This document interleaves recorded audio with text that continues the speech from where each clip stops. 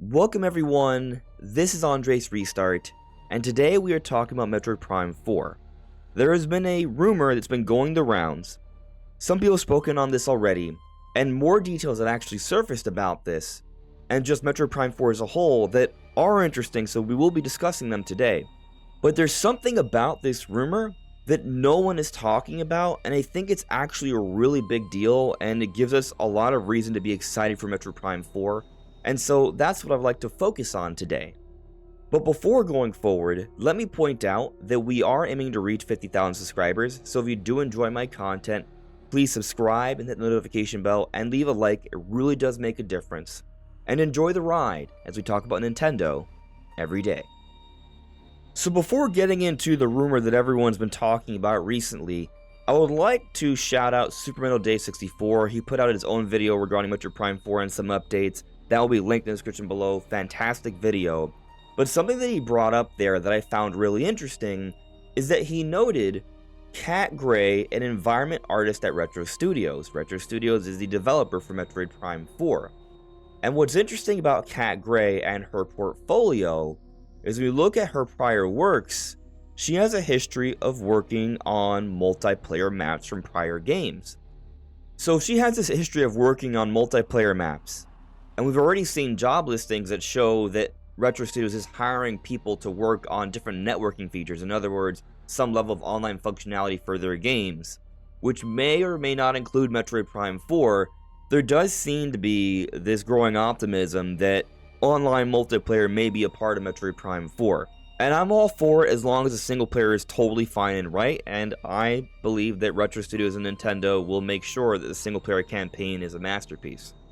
But we'll get more to that in a bit. I just want to point this out because it is an interesting detail that has surfaced recently.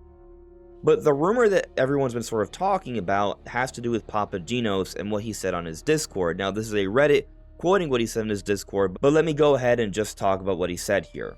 The thing is, I've heard Prime 4 is basically done and has been for a while, but the cutscenes are apparently really bad or were a few months ago, so that's what was delaying the game. I do believe Prime 4 will be a Switch title not specifically made for the Switch 2, but maybe that's changed at this point, I haven't heard. Just the fact I know it's been basically in a finished state for a while, with the delay being related to needing to polish up the cutscenes, had me hopeful we could see it soon, but again, so far, I have heard nothing about what Nintendo could bring to the Game Awards, so obviously this took place before the Game Awards. And so there's a few interesting points here. They talk about how Metroid Prime 4 has been basically done for a while. And what's interesting about this is that if you remember, if you've been following this channel, we talked about Metroid Prime 4 being done back around late March, early April. So this isn't necessarily new information if you believe this rumor, or if you believe the rumor that I heard or Nintendo Prime heard that, yeah, Prime 4 is basically done.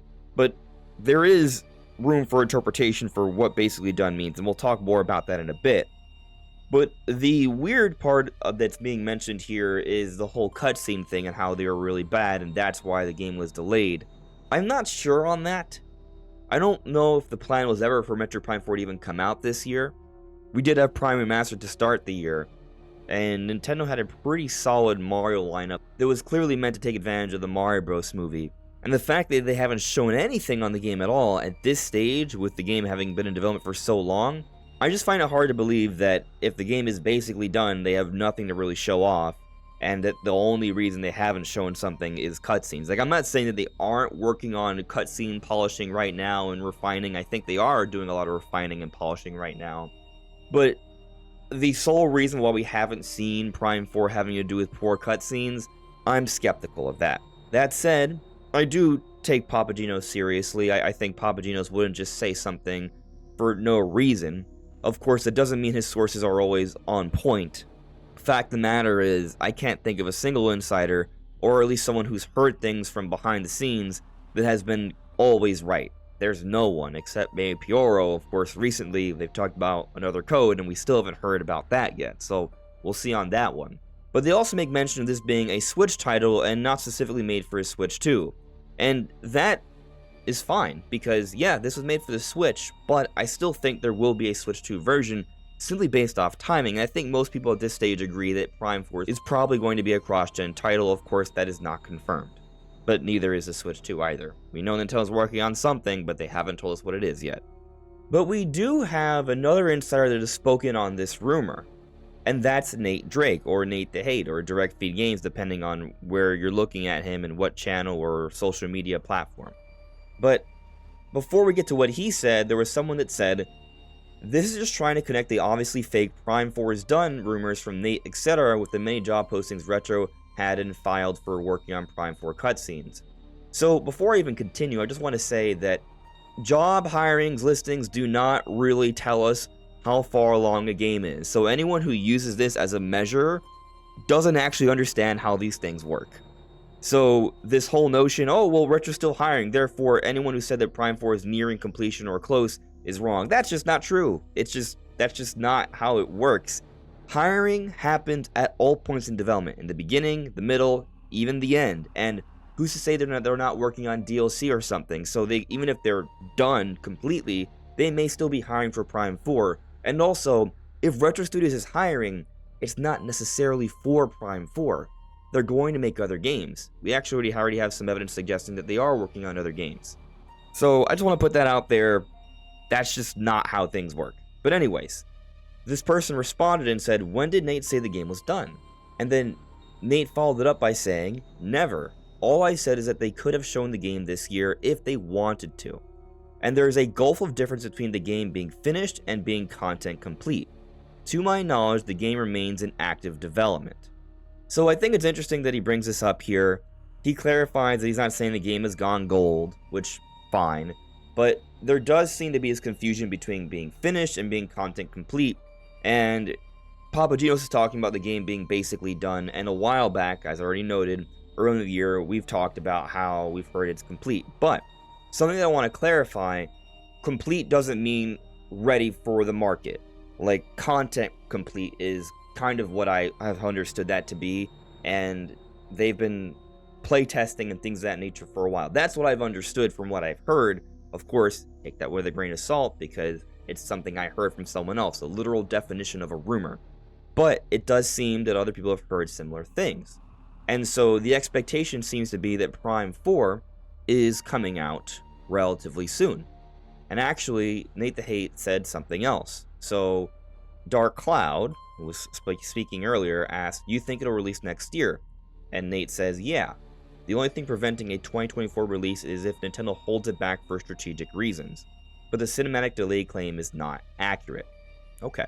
So, from Nate's perspective, the Papagenos rumor isn't entirely accurate. And that's not him necessarily saying that Papagenos doesn't have sources, so you shouldn't take what Nate is saying to be debunking everything that comes from Papagenos.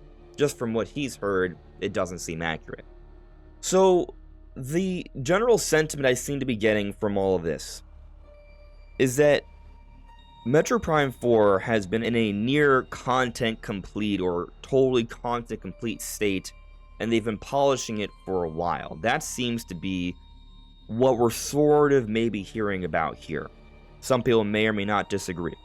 But if this is indeed the case, I think this has a really strong implication for the quality of the game. Because this same thing happened for Tears of the Kingdom.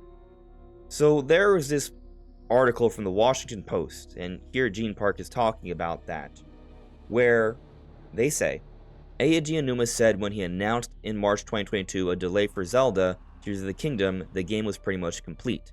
The last year was spent on polish, making sure the wild physics of the game just work. And so what's insane about this for Tears of the Kingdom, it came out May 2023. Here they're saying that the game was pretty much complete March 2022, but they worked on it for another year afterwards. The game came out more than a year after this point. And so, doesn't that sound a little similar to the rumors we're hearing now about Metroid Prime 4? How, even going back to March of this year, the game was basically complete, basically done, and they've been worked on polishing it up since. And we're hearing that maybe next year is the release year. So, I find that fascinating. Because this further connects this level of quality assurance that is comparable to a massive game like Tears of the Kingdom. This isn't about Nintendo rushing a game out to the market. No, they're going to take as much time as they can to make sure this game is as good as possible. Nintendo sits on their games. Mario Wonder was developed with no deadline. And something else with Metroid Prime 4 I've talked about over the years is that when they announced the restart of development back in January of 2019, they put out a dedicated video on YouTube announcing it. They had the white background, came out on stage, and it was a little bit of a very serious, somber tone. And the only time they've ever put out a dedicated video outside of Metroid Prime 4 to announce a delay is for Zelda. And in that development update video for Metroid Prime 4, they talked about how they want to make sure Metroid Prime 4 measures up to the quality of Metroid Prime. And recently, Prime Remastered came out to raving reviews, one of the highest rated games of the year, not just for the Nintendo Switch, but across the entire industry.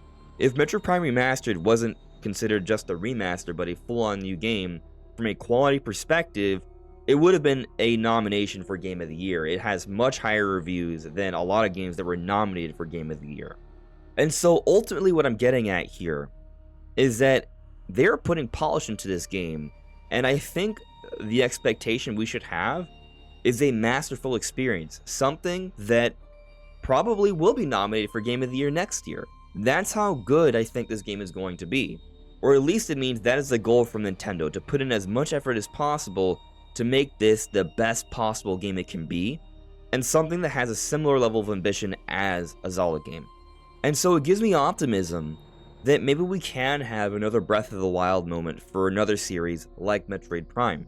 Before Breath of the Wild, no one would ever guess in their wildest dreams, pun intended, that Breath of the Wild would be the kind of game that would sell well over 30 million. 7 to 8 million was considered the highest points of the series before then, so it multiplied several times over. The Metroid series, if it's a good, strong release, we're thinking 2 to 3 million, which is a healthy number. But I think this time around, especially with the talk and speculation of maybe it being a cross-gen title and coming out early on to the Switch 2 sometime next year, we could be looking at a scenario where Metroid Prime 4 takes off, and it does raise the standard for what we expect for this series.